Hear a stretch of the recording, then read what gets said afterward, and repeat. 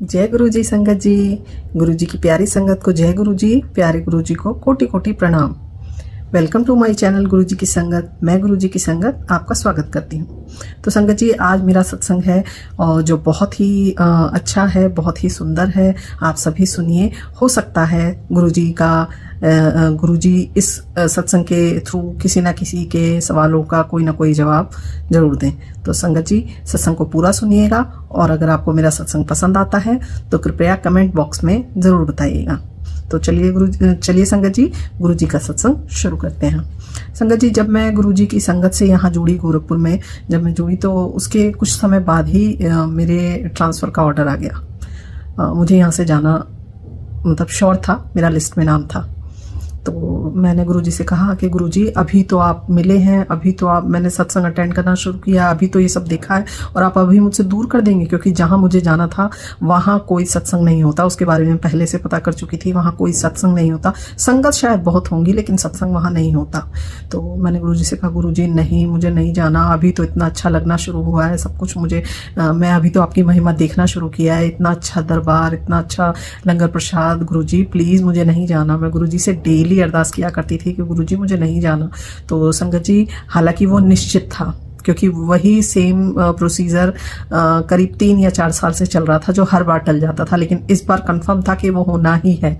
तो मैं गुरुजी से ऑर्डर रही थी कि मैं गुरुजी से बोलती थी, गुरुजी प्लीज़ प्लीज़, हर बार जैसे टल जाता था, हर बार जैसे पोस्टपोन हो जाता था, इस बार भी कुछ करा दीजिए ना, आप तो कुछ भी कर सकते हैं गुरुजी प्लीज़। हालांकि ये संगत जी मांगना नहीं चाहिए, लेकिन मैं गुरुजी से मैंने कहा, गुरुजी मुझे नहीं जाना यहाँ से, बिल्कुल नहीं। मुझे अब तो बस इतना मज़ा आने लगा, इतना अच्छा लगने लगा है। मैं हमेशा गुरुजी की भक्ति में लीन, हमेशा वेट करती थी कब सत्संग आएगा, मंथली सत्संग का इन्विटेशन आएगा, हम जाएंगे। खुशी खुशी जाते थे, वो दिन ही अलग, मतलब वो बात ही अलग होती थी। तो मैं संगत जी गुरुजी से बोलती हूँ, गुरुजी प्लीज़ ऐसा ना हो। और कुछ समय बाद संगत जी, आप विश्वास नहीं करेंगे, उसके रिगार्डिंग कोर्ट में रिट लग गई।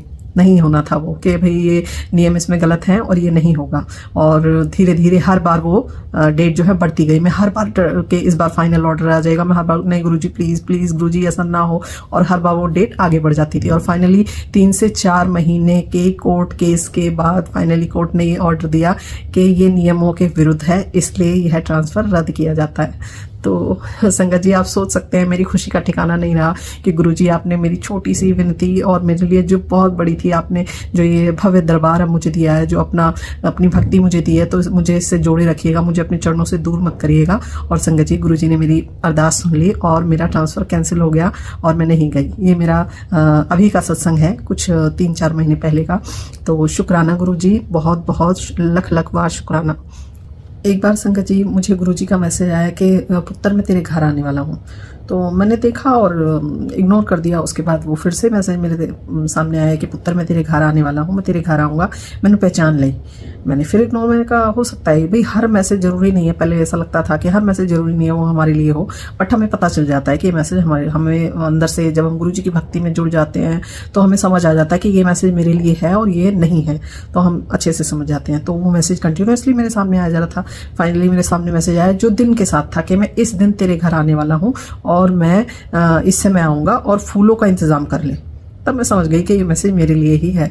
और जिस दिन गुरुजी ने आने का वादा किया था, उस दिन जो है मैंने मंदिर अपना सजाया, फूलों को मैं रोज़ लेकर आई, गुरुजी के लिए बंच लेकर आई, रोज़ फ्लावर का बंच बना के और उनको लगाया, और मतलब फूल सजा के मैंने गुरुजी का दरबार रेडी किया। उसके बाद जो है मैंने लंगर प्रसाद बनाया, कड़ा प्रसाद बनाया, और मैंने कहा ठीक है, और मैं वेट करने लगी। एक्चुअली गुरुजी, उसमें समय भी था कि मैं शाम को 5 बजे आऊँगा। वेट करने लगी, मैंने कहा गुरुजी प्लीज़ जब भी आए तो प्लीज़ आप मुझे अपनी प्रेजेंस शो कराइएगा, प्रेजेंस आप मुझे शो कराइएगा, मुझे बस बता दीजिएगा। तो फाइनली जो है शाम को मैंने पूजा की और उसके बाद जो है हमने कड़ा प्रसाद खा लिया। चाय प्रसाद भी मैंने सर्व की थी, लेकिन मुझे मतलब गुरुजी की जो है कहीं प्रेजेंस नज़र नहीं आई।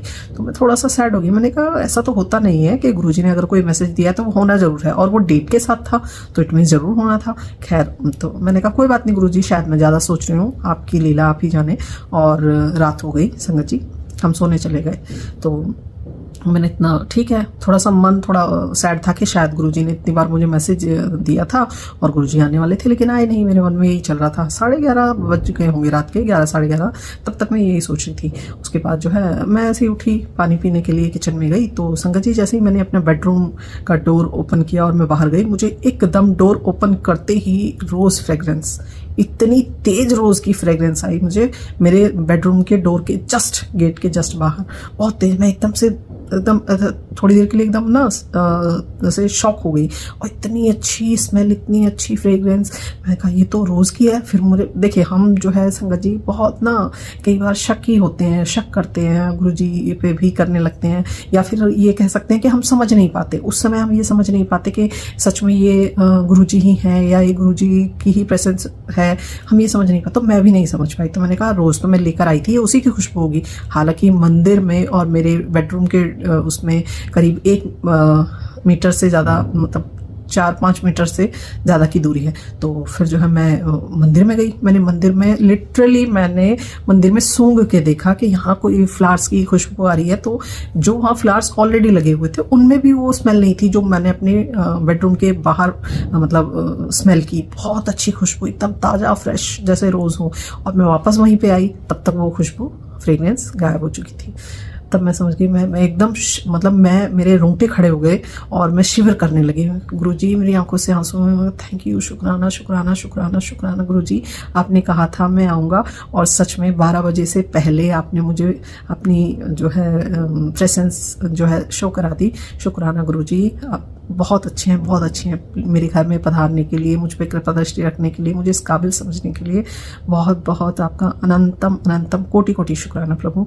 तो संगत जी, गुरु जी का हर मैसेज, अगर आपके सामने कोई मैसेज आता है तो वो सत्य है। आज नहीं, कुछ दिनों बाद ही सही, वो पूरा जरूर होगा। किसी भी तरह के, हाँ, कोई अगर मैसेज ऐसा है जो नेगेटिव कमेंट्स हैं, जैसे आजकल मैं काफ़ी देखती हूँ फेसबुक पे, यूट्यूब पे भी काफ़ी हैं जो नेगेटिव कमेंट्स हैं, नेगेटिव मैसेज शो करते हैं, उनसे पुरानी संगत काफ़ी, देखिए कोई भी होगा, डर जाती हैं। अच्छा, ऐसा नहीं करना, भ्रम आ जाते हैं उनके मन में। गुरुजी, संगत जी, गुरुजी ने कोई भी किसी भी तरह के कोई रिचुअल्स, कोई कस्टम, कोई सिस्टम नहीं बनाया है। ना उन्होंने हमेशा कहा था भ्रम से दूर रही, अपने मन में किसी भी तरह का भ्रम ना पाली। और हमेशा गुरुजी कहते थे भक्ति को साधारण रखो। बस जैसे गुरुजी कहते थे पाठ करो, कनेक्शन बनाने के लिए पाठ करो। तो पाठ हमें कैसे करना है? पुरानी संगत एक आंटी हैं, सॉरी मैं उनका नाम थोड़ा भूल गई हूँ, आंटी, गुरुजी उनसे कहते थे कि पाठ कैसे करते हैं तू एनु बता। दूसरी आंटी थी, उनको बताती हैं कि पाठ कैसे करना है। तो क्योंकि आंटी कहती थी मैं पाठ नहीं कर पाती, मैं ध्यान नहीं लगा पाती, हम भी ध्यान नहीं लगा पाते हैं। तो वो कहते हैं कि एनु समझा पाठ कैसे करते हैं। तो आंटी बताती हैं कि पाठ करना कोई मतलब ये नहीं है, बहुत बड़ी चीज़ नहीं है। पाठ आप कहीं भी कर सकते हैं, जरूरी नहीं है आपको उसके लिए मंदिर सजाना पड़ेगा, आपको उसके लिए किसी जगह जाना पड़ेगा, गुरुजी के स्वरूप के सामने बैठना पड़ेगा। ऐसा बिल्कुल भी नहीं है। आपका मन ही मंदिर है।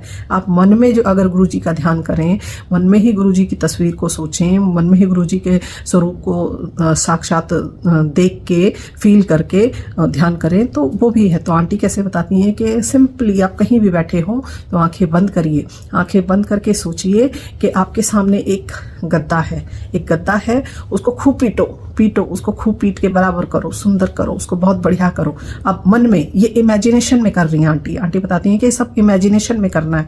उसे पीट के एकदम बराबर करो, सुंदर करो। फिर उस पर एक सफ़ेद सुंदर चादर बिछाओ, एकदम साफ, कि इस पे मेरे गुरुजी महाराज विराजमान होंगे। ठीक है, एक सुंदर चादर पूरे भाव के साथ प्यार से हर जगह सुंदर से लगाइए।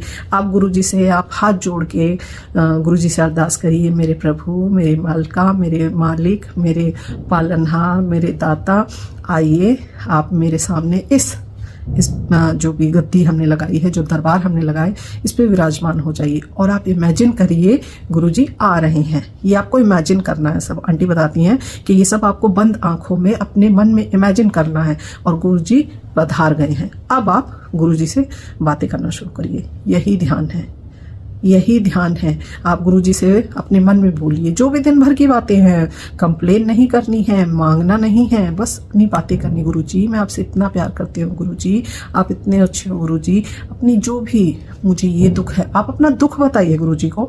ये नहीं कि गुरुजी मुझे ये परेशानी है, आप इसको दूर करिए, वो तो पता है गुरुजी, सब जानते हैं हमें क्या परेशानी है, हमें क्या चाहिए। संगत जी हम छिपा ही नहीं सकते, हम ऊपर से भले कह दें कि नहीं मैं नहीं मांगूंगी, नहीं, अंदर तो हमारे मन में क्या है ये सब गुरुजी सब जानते हैं, गुरुजी छिपाने की जरूरत नहीं है।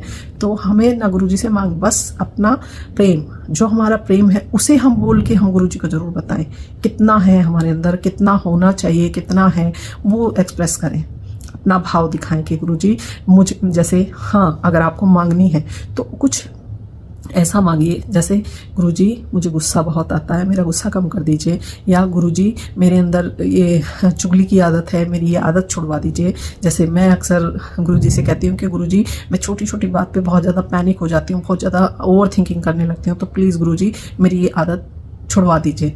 ये बातें करिए, आपको जो परेशानी हो वो परेशानी गुरुजी को बताइए। ये मत बताइए कि गुरुजी आप ये करिए, गुरुजी मैं ऐसे हो जाती हूँ, गुरुजी मेरे साथ ये समस्या है, अब आप देखिए, सब कुछ आपके भरोसे। और संगत जी आप विश्वास करिए, जब आप सारी बातें, सारा दुख अपना गुरुजी के सामने बता देते हैं तो आप हल्का फील करते हैं।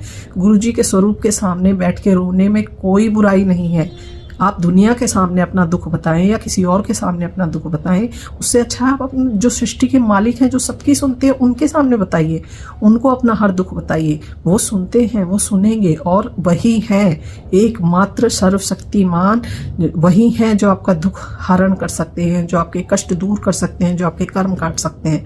तो हम क्यों किसी को बताएं, हम उस प्रभु को ही बताएं जो हमारी सुनते हैं, जो हम जिन्हें पूरी दुनिया का सब कुछ पता है। हम किसी के पास, किसी के भरोसे क्यों रहें जब हमारे पास इतने प्यारे, इतने महान गुरुजी हैं। तो संगत जी गुरुजी को समझिए, गुरुजी का को प्रेम करिए, गुरुजी की भक्ति कीजिए, गुरुजी का ध्यान करिए, गुरुजी का सिमरन करिए, और बस संपूर्ण समर्पण, 100% सरेंडर। जो है आप हैं, जो है आपसे है, मैं जो हूँ आपके चरणों में समर्पित, बस बाकी गुरुजी देख लेंगे, हमें कुछ नहीं करना, हमें बस इतना ही करना है। तो संगत जी मैं आज का सत्संग अपना यहीं पे विराम करती हूँ, और हम गुरुजी का मंत्र जाप करेंगे। ओम नमः शिवाय, शिव जी सदा सहाय। ओम नमः शिवाय, गुरुजी सदा सहाय। जय गुरुजी, शुक्राना गुरुजी, शुक्राना शुक्राना शुक्राना मेरे मालिक, शुक्राना।